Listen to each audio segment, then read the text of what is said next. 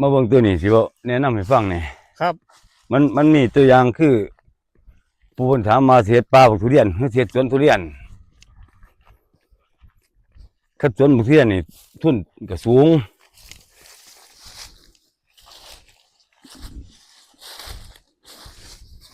นี่หญ้าม่อนหมู่นี่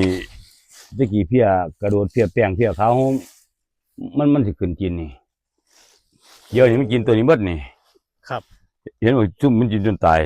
เราว่าเอาหญ้าตัวแบบแน่เพราะเป็นยาคือพวกเป็นหยังไว้แท้ยามสิใส่หน่วยเพี้ยแป้งเฮามันสิขึ้นออกหน่วยมันสิกินตัวนี้แต่เกิดแล้วมาพอหญ้าม่อนนี่มันสิกินหญ้าม่อนก่อนมันจะไปกินยาม่วนนี่มันจะบ่เคยไปกินแป้งบ่กินทุเรียนบ่ขึ้นไปกินทุเรียนช่วงไหนพอช่วงมันเป็นดอกช่วงมันออกหน่วยนี่ล่ะช่วงมันออกหน่วยน้อยๆนี่บ่แม่นก็บ่เห็นคุณค่าของมันคือมันก็ประหยัดยาอีดีโอ้มันเป็นยาอีหยังล่ะพอแนวนี้มันสิกินจนตายม่วนอื่นบ่ตายแต่มันสิตายเพราะมันเป็นเพี้ยกินเพี้ยสิมากินตัวนี้แม่นแทนที่มันจะขึ้นกินทุเรียนมันก็มากินยาตัวนี้